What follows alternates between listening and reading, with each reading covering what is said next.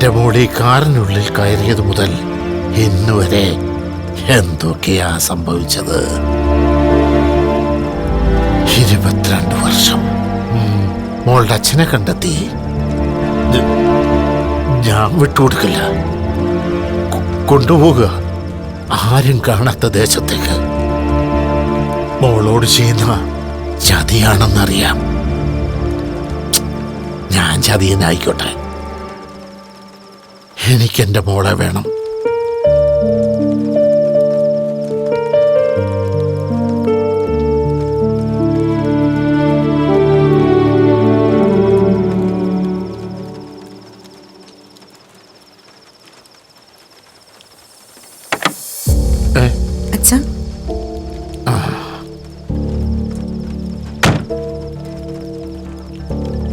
എന്താ സ്വന്തം ആത്മാവിനോട് ഉരുവിടുന്നത്?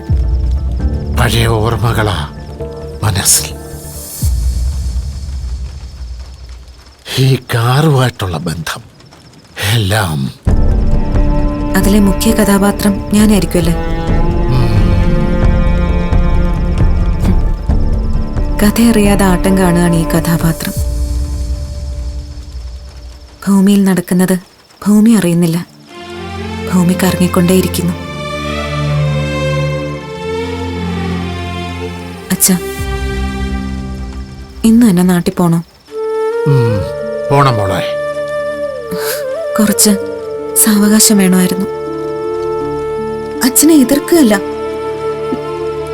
വേദനിപ്പിക്കുകയല്ല.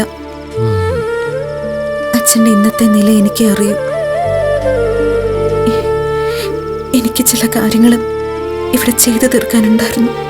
എന്റെ മോളെ, എന്ത് കാര്യമാണേലും പോകാതിരിക്കാൻ കഴിയില്ല. എന്താ ഇത്ര അത്യാവശ്യമെന്നായിരിക്കും മോളിനി ചോദിക്കാൻ പോകുന്നത്. അത്യാവശ്യ എന്താ അത്യാവശ്യമെന്ന് ഇപ്പൊ പറയാൻ കഴിയില്ല. എല്ലാം മോൾക്ക് വേണ്ടി മാത്രമാണെന്ന് കരുതിയാൽ മതി. മോൾക്ക് വേണ്ടിയാ ഞാനും അമ്മയും ജീവിക്കുന്നത്. അറിയാച്ച,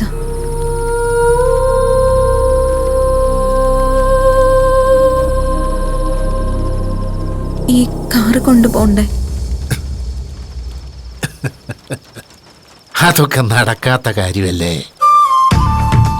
ഏതെങ്കിലും ആക്രി കച്ചവടക്കാർക്ക് കൊടുക്കാം. ഇത് അച്ഛന്റെ ആത്മാവാ. ഞാനിത് ആർക്കും വിട്ടുകൊടുക്കില്ല. ഞാനിത് നാട്ടിലെത്തിക്കും. അവിടെ നമ്മൾ താമസിച്ചിരുന്ന പഴയ വീടിന് കിട്ടും. ഞാൻ വിളിച്ചു പറഞ്ഞിട്ടുണ്ട്. ഞാൻ കോഫി ഹൗസിൽ പോയി ലക്ഷ്മി ചേച്ചിയെ ചുമതല ഏൽപ്പിക്കാം. പോലീസുകാരോടൊക്കെ കാര്യവും പറയണം. എടി മോളെ, എങ്ങോട്ടാ പോകുന്നതെന്ന് കൃത്യമായിട്ട് പറയണ്ട. അറിഞ്ഞാലും സൗഹൃദം പുതുക്കാനൊന്നും ആരും വരാൻ പോകുന്നില്ല. സ്ഥലം പറയണ്ടെന്ന് അച്ഛൻ പറഞ്ഞത്. പറയില്ല അച്ഛൻ.